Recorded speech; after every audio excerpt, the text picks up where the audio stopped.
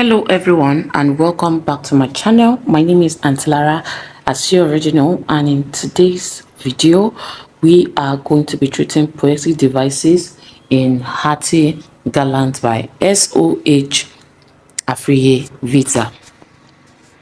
And we are going to be starting with metaphor. Metaphor is a direct comparison between two unlike things without using like or as. And a good quotation is, life's whole process blooms into stark beauty. Now, the explanation of this is that life is compared to a flower blooming beautifully. The point means that all the struggles, experiences, and achievements of life have produced something beautiful.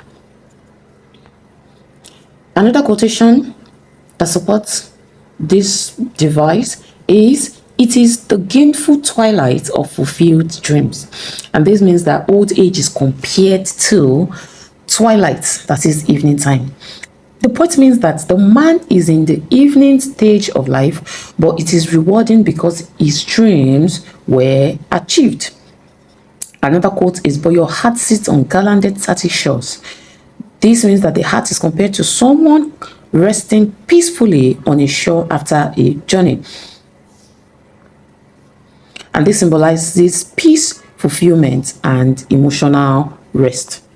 Then we move to simile. Simile is a comparison between two unlike things using like and as. And an example of simile is, you must shake your own hands like Iroko Agama. This means that the celebrant has been compared to an Iroko tree. And of course, this means that Iroko represents strength. It represents greatness and dignity. So in essence, the poet means that the man should proudly appreciate himself. Then we move to personification, which is giving human qualities to animals or non-living things. And an example of personification is, envy fights benign felicitation. And a good example is, explanation is that envy and felicitation are giving human abilities to fight. The point means that jealousy competes with genuine celebration. Then we have another quote, hope now nods in contented concert with spent desires. And this means that hope has been described as if it can nod like a human being. This means that the old man's hopes are now peaceful and satisfied. Then we move to now restful hope neither nags nor raves nor rants. And this is that hope is given human actions, nagging, raving, ranting. And the point means that the old man is no longer anxious or restless due to unfulfilled dreams. Yes, so we move to imagery. We move to imagery, which is creating a mental picture in a reader's mind. And an example of imagery is, life's whole process blooms into stark beauty. Means that readers can imagine a flower blooming beautifully. It has created a picture of a flower blooming beautifully. Reclining, reminiscing, and fondling a lingering smile. And fondling a lingering smile. This paints an image of an old man relaxing, remembering the past, and smiling gently.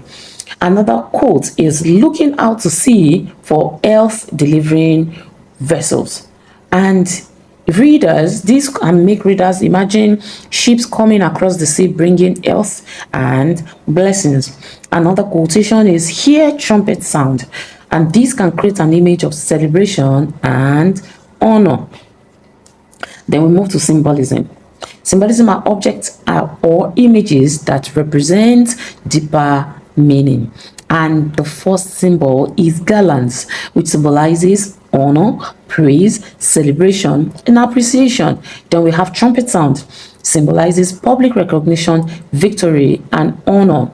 And of course, you know that for our soldiers, when a dignitary, or let's say someone in position of power or a politician that holds a high office is at a function, the soldiers, they would blow their trumpet to honor him, right? So we have mahogany chest.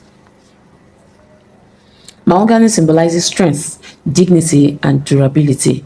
And you know that mahogany is a type of wood which is very durable.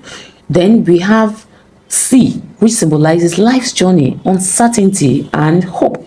We have vessels, which symbolizes blessings, health, good fortune. Then we have twilight, which symbolizes old age and the later stage of life. Then we have alliteration. We have reclining in reminiscing. The repeated R creates softness and calmness. Reclining, when you're not struggling, you are reclining. Okay, it creates calmness. All right. Then we have cozy, comfy. The repeated sound creates musicality.